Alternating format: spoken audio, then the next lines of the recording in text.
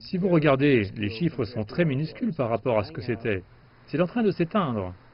Une affirmation bien difficile à concilier avec les faits. Dans 23 États, les cas de coronavirus sont à la hausse, la Floride en tête. Les chiffres ont suscité un avertissement de la part des scientifiques. L'hôpital pour enfants de Philadelphie et l'université de Pennsylvanie ont fait la prévision suivante. Selon le même modèle, Miami et les comtés du sud-est de la Floride se joignent maintenant au centre de la Floride pour une transmission assez répandue qui devrait se poursuivre dans tout l'État.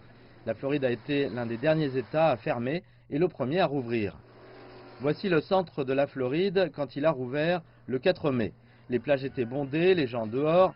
Le week-end dernier, la ville de Homestead a accueilli la première course de NASCAR avec 1 millier de participants en vertu de la nouvelle normalité.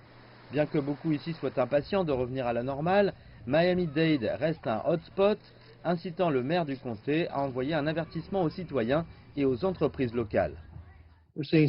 Nous voyons certaines personnes se permettre de ne pas porter de masque quand elles vont dans les magasins ou les restaurants et de ne pas suivre les règles de distanciation sociale.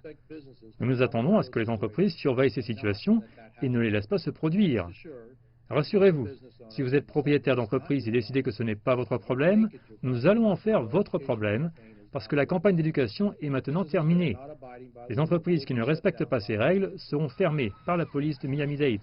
Et l'état du soleil n'est pas le seul dans sa tendance concernant les cas. L'Alabama, l'Arizona, la Californie, le Nevada, la Caroline du Nord, l'Oklahoma, l'Oregon, la Caroline du Sud et le Texas enregistrent également des moyennes records sur 7 jours de nouvelles infections par coronavirus par jour.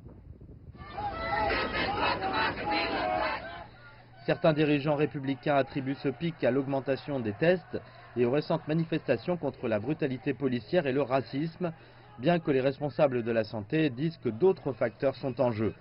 Ce qui est clair, c'est que de nombreux résidents de la Floride rejettent les directives de porter des masques, la distanciation sociale reste un défi, et les fonctionnaires s'opposent à toute suggestion d'imposer de nouveaux verrouillages.